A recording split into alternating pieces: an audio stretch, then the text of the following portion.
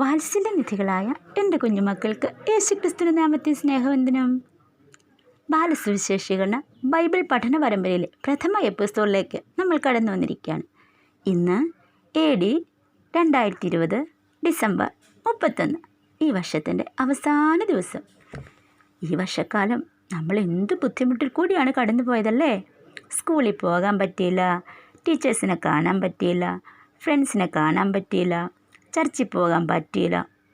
ഒരുപാട് ലിമിറ്റേഷൻസ് ഉണ്ടായിരുന്ന ഒരു വർഷം. കാരണം എന്താ? കൊറോണ. ഈ കാലത്ത് ഒത്തിരി പേർക്ക് ജോലി നഷ്ടമായി, ഒരുപാട് പേര് രോഗങ്ങളാൽ ഭാരപ്പെട്ടു, ഒരുപാട് പേര് മരണപ്പെട്ടു പോയി. കുഞ്ഞുമക്കളെ, നമ്മളെ എത്ര ഭദ്രമായിട്ടാണ് ദൈവം സൂക്ഷിച്ചതല്ലേ. നമുക്ക് ദൈവത്തെ ഒന്ന് സ്തുതിച്ചാലോ. Praise the Lord. കാലഘട്ടത്തെ രണ്ടായി വേർതിരിച്ചുകൊണ്ട്, BC എന്നും AD എന്നും വേർതിരിച്ചുകൊണ്ട് മണ്ണിലേക്ക് തിരുവവതാരം ചെയ്ത ഒരു ചരിത്ര പുരുഷനുണ്ട്. കുഞ്ഞുമക്കൾക്കറിയാമോ ആ ചരിത്ര പുരുഷൻ ആരാണെന്ന്? ആൻറ്റി പറയട്ടെ.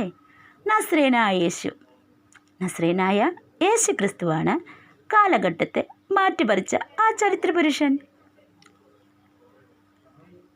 ഈ ചരിത്ര പുരുഷൻ കാലഘട്ടത്തെ മാത്രമല്ല, മനുഷ്യൻ്റെ ജീവിതത്തിന് തന്നെ മാറ്റം വരുത്തുവാൻ കഴിവുള്ളവനും അനാദിയും ശാശ്വതവാസിയും നിത്യം ജീവിക്കുന്നവനും താൻ മാത്രം അമർത്യനുമായ യേശുവിനെക്കുറിച്ചാണ് നമ്മൾ ബാലസുവിശേഷീകരണ പഠന പരമ്പരയിലൂടെ പരിചയപ്പെടുന്നത്.